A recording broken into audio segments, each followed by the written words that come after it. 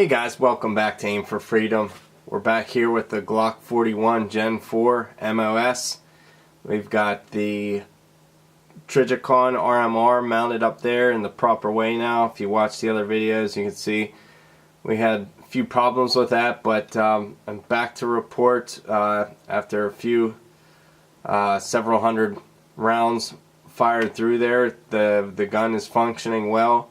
The RMR is also functioning well, and everything is holding up as should be expected. So we've had no problems except for some brass getting thrown back in the face, but I guess that's to be expected somewhat from these, from what I've heard. So as you can see here in the video clips, as we're shooting, we have some brass coming back there at the face. Now this can be distracting. I really don't think this should be happening. None of my other guns have shell casings coming back to the face. We're going to research this some more and see what's going on with that. Just to give some reports on the range action and to give you guys a little video of shooting this gun. The best run that we had on the steel would be 32 seconds and 2 misses.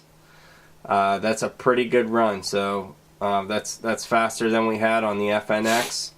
If you watch the FNX 45 video, you can see the fastest steel run there.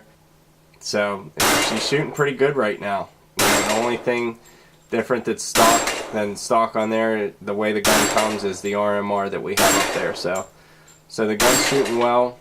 If it wasn't for the 2 misses, it would have been an even faster run because there was a reload in there with the 13 rounds. So if it was a 15 rounder, probably would have been even faster. So that was a pretty good time.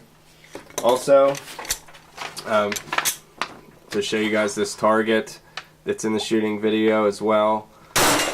So that's not bad for accuracy as far as accuracy goes. And those are MOA squares, so you guys can take that for what it's worth. And that's a pretty nice group there if you ask me. Shooting freehand.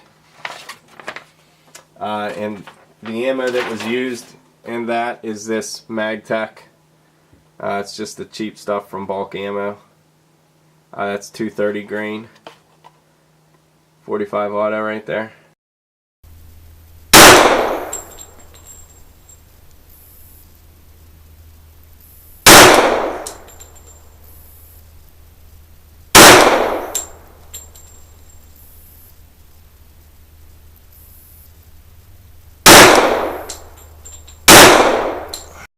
All in all, the gun shot really well, and we're happy with the results so far. So, also wanted to report today some exciting news. We're going to try out these AmeriGlow. These are raised night sights. So, we're going to take a look at those on there, and you're actually going to get a co-witness with these. So, we will report back with the installation of those AmeriGlows. And one more for you. We're going to test out the Travis Haley Skimmer enhanced carry trigger system. So that is the trigger from GlockTriggers.com, and that is the Skimmer enhanced carry trigger system Gen 4 for calibers. That's for the 21, 30, 41, and 45 ACP Gen 4. So we'll put a link for those items, and we'll get those installed, and we'll do videos on those as well, before and after. And we're going to do some more range runs before and after, and we're going to put this some more against the FNX 45, some more head-to-head comparisons on the two. So in case you guys didn't watch the other video on the FNX 45 we got out there, so this is the gun that it's going to go against. The Glock 41 there. This is the FNX Tctical 45 by FNH USA. So we're going to put these two bad boys head to head some more and shoot the heck out of them and see which ones crank out better accuracy, faster time. And if you want to see the full FNX 45 video, we will put a link in the description below for that as well. And also the holster We did a video on that. This is the Bravo concealment. It's a pretty neat holster. It's got the it is custom molded for the RMR and also the Surefire light. So did a video on that as well.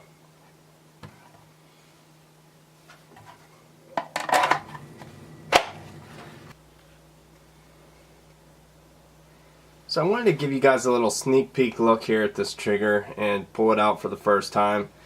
Travis Haley Skimmer here. Basically a little unboxing video. I haven't taken it out of here yet. So let's take a look at this thing. So this is what you get in there. There's also a spring in there.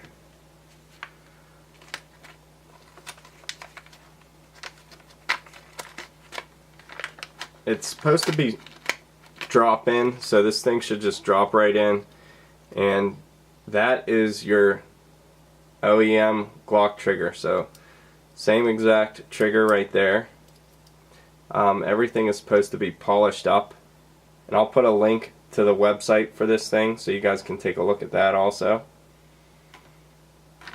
So, you know, just to give you a quick idea of this thing. So this is supposed to give your Glock the performance of a stock 1911. This is manufactured using 100% OEM parts. So all of the metal components are individually hand polished to a mirror finish for consistent, reliable action. The mated surfaces glide freely, adding a smooth, short transition into a predictable wall. The trigger break is crisp and clean, reducing muzzle movement. This is made possible by their unique pre-travel reduction modification, which is non-adjustable.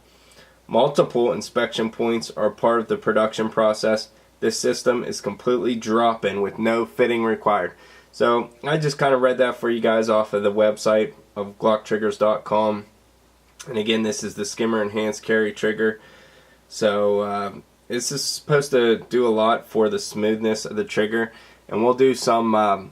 I have the trigger weight detector, so we'll do some pulls before and after, and we'll see what this thing does to shorten up the pull and make it a lot more crisp. The trigger is a little gritty on the Glock there. I noticed, you know, on the pull that it kind of gets you into squeezing there at the end. So hopefully this will lighten it up a little bit and make it a lot more crisp. And that's, from what I've read, that's pretty much what this thing does. So stay posted, guys, and we'll put up another video for this trigger, and we'll get it in detail. Like I said, we'll break out the trigger pull scale, and we'll see if this thing is worth it. So I just wanted to give you guys a close-up here of what this trigger looks like before we drop it in.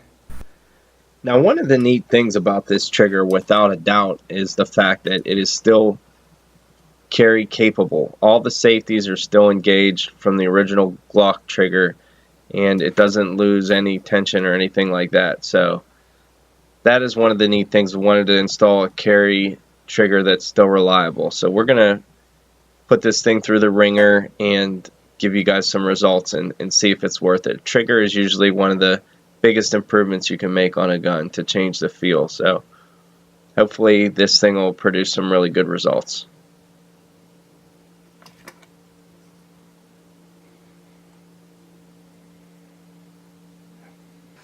So, you know, with this setup, it'll be pretty closely matched price-wise to where the FNX is with the trigger in there and the Ameriglow sights. So it'll be interesting to see how she's going to run. We might put a threaded barrel in there too, a match-grade barrel, and that'll put it even closer to the FNX. So it'll be real interesting to see where this thing comes out at the end. So hopefully you guys will stay tuned and stay posted with us so we can get the results for this comparison and see which Big Dog 45 comes out on top. Thanks for watching, guys. Remember, aim for freedom.